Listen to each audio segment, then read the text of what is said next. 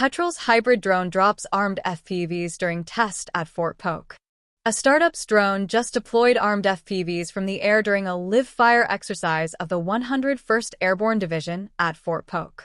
Petrel Technologies validated its AERO Sky hybrid VTOL unmanned aircraft alongside the 101st Airborne Division during a joint readiness training center exercise at Fort Polk last week, with multiple armed first-person view drones successfully deployed directly from the aircraft during live-fire operations. Jacob Stonecipher, founder and CEO of Petrel Technologies, confirmed the validation, noting that the exercise extended the reach of soldiers in an operational environment. The demonstration puts the AERO Sky in a category of platforms that defense planners have been seeking for years: an affordable, field-deployable mothership capable of launching strike drones at range without requiring a forward-positioned crew. The AERO Sky is a Group 3 unmanned aerial vehicle, a classification that covers larger tactical drones capable of carrying heavier payloads and operating at extended ranges compared with the small quadcopters that have become ubiquitous at the squad level. Group 3 platforms occupy a tactically significant middle ground, substantial enough to carry meaningful payloads over useful distances, but still light enough to be transported and operated without the support infrastructure that larger unmanned systems require. Petrel Technologies designed the AERO Sky specifically to sit in that space, combining vertical takeoff and landing capability with fixed-wing flight efficiency in a hybrid configuration that eliminates the runway dependency that constrains conventional fixed-wing UAVs while maintaining the extended endurance that rotary-wing platforms cannot match. The hybrid electric propulsion system is central to the AERO Sky's mission profile. Vertical takeoff and landing gives the platform operational flexibility in the field environments where the 101st Airborne operates austere, often unprepared terrain where a conventional runway is not available and a helicopter landing zone may be contested or too small for a fixed-wing aircraft. Once airborne and transitioned to fixed-wing flight, the aircraft's efficiency improves dramatically compared to pure rotary-wing operation, enabling the long-duration intelligence, surveillance, and reconnaissance missions where continuous aerial coverage matters most. The combination allows the AERO Sky to launch from wherever soldiers are, fly to where the mission requires, and stay on station long enough to be operationally useful rather than a brief overhead pass.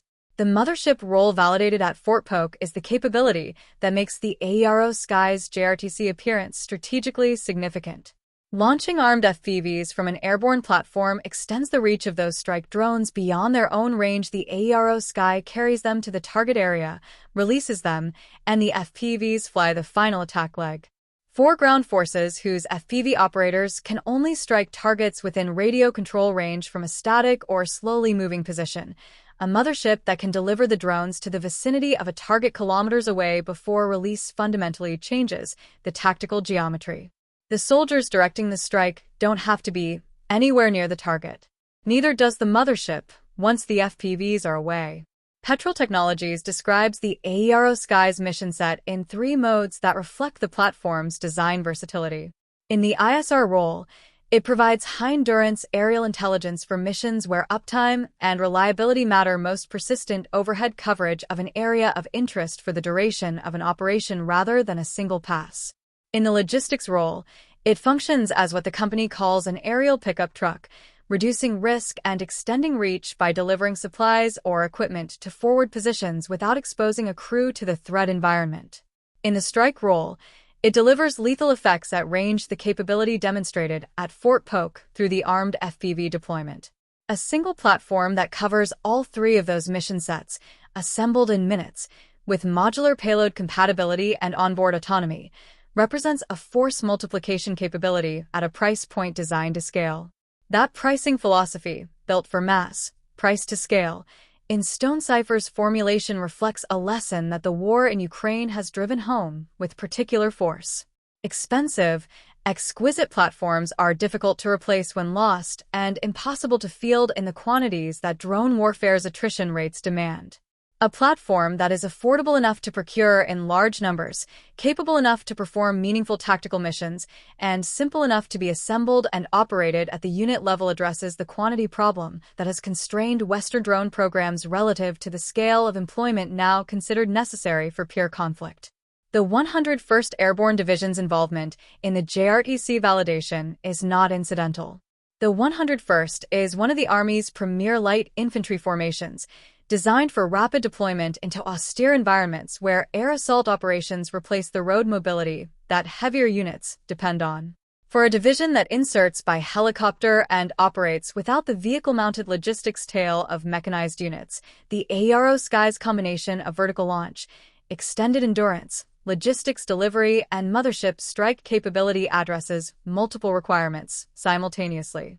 A platform that can carry supplies to a forward element, provide overhead ISR for the operation, and then deploy armed FPVs against threats that emerge all from the same airframe is not a narrow solution to a single problem. It is a force multiplier for exactly the kind of force the 101st is.